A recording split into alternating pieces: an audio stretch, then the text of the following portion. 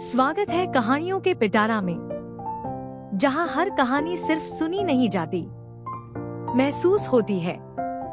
अगर दिल मजबूत है तो चलिए परछाइयों की उस दुनिया में, जहां सच और डर के बीच बस एक सांस का फासला है। पार्ट 2, वापसी की रात। अनुज को उस रात की हर चीज याद थी। पीपल का पेड़, सफेद साड़ी वाली औरत, उसकी ठंडी आवाज। मेरी रात पूरी नहीं हुई। उसके बाद एक पूरा महीना बीत गया। गांव वाले सोच रहे थे कि अब सब ठीक है, पर अनुज को रातों में नींद नहीं आती थी। जब भी आंख बंद करता, वही चेहरा सामने घूमता, धुंधला, बिना आंखों वाला, चीखता हुआ। एक दिन बूढ़ी माई उसके घर आई। उसने दरवाजे पर खड़े खड़े कहा, वो अभी गई नहीं है। अनुज डरकर पूछ बैठा, कौन? बूढ़ी माई धीमी आवाज में बोली, वो औरत जिसकी रात तुमने अधूरी छोड़ दी। वो हर उस इंसान के पीछे जाती है जो उसे देखने की गलती करता है। अनुज के पैरों में जैसे जान ही नहीं रही। फिर वही रात। उस रात हवा पहले से भी ज्यादा तेज थी। खिड़कियां खुद बखुद खुल बंद हो रही थी। कमरे की सारी लाइटें टिमटिमा रही थी।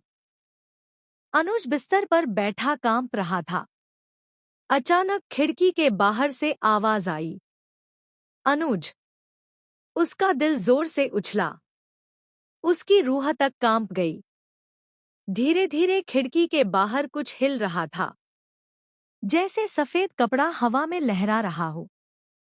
अनुज खिड़की के पास गया। बाहर घना अंधेरा था। तभी सफेद कपड़ा एकदम उसके सामने से गुजरा और कांच पर खून से उंगलियों के निशान उभर आए। तुमने मेरी रात अधूरी छोड़ी। वह अंदर आ चुकी थी। कुर्सी अपने आप खिसकने लगी। कमरा ठंडा हो गया, इतना कि उसकी सांसों से धुआं निकलने लगा। अनुज ने पीछे मुड़कर देखा। वही औरत, सफेद साड़ी, गीले बाल, लेकिन इस बार उसका चेहरा साफ दिख रहा था। आंखें काली, गाल धंसे हुए और होंठ टेढ़े होकर मुस्कुरा रहे थे। वह फुसफुसाई, मेरे साथ चलो, सिर्फ एक रात, फिर सब खत्म। अनुज चिल्लाने ही वाला था कि घड़ी ने 12 बजाए और कमरे की सारी लाइटें बुझ गईं। पेड़ का सच सामने आया। सुबह गांव में हंगामा मचा हुआ था।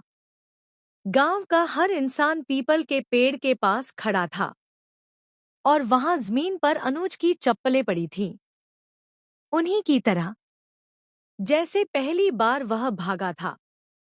लेकिन इस बार पेड़ पर एक नया शब्द लिखा था, पूरी। लोगों ने बूढ़ी माई को बुलाया। वह पेड़ के पास गई। उसकी आंखें नम हो गई। उसने कहा, जिसकी रात पूरी हो जाती है वह वापस नहीं आता। गांव वाले पूछने लगे, अब वो क्या चाहेगी?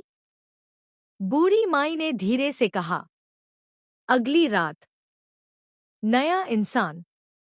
और पेड़ की शाखा पर सफेद कपड़े का एक छोटा टुकड़ा लटक रहा था, अभी अभी फटा हुआ। कहानी को आगे जानने के लिए आगे के पार्ट पर जाएं और लाइक सब्सक्राइब जरूर करें, जिसे हम आपके लिए ऐसे ही नई नई कहानियां लाते रहे।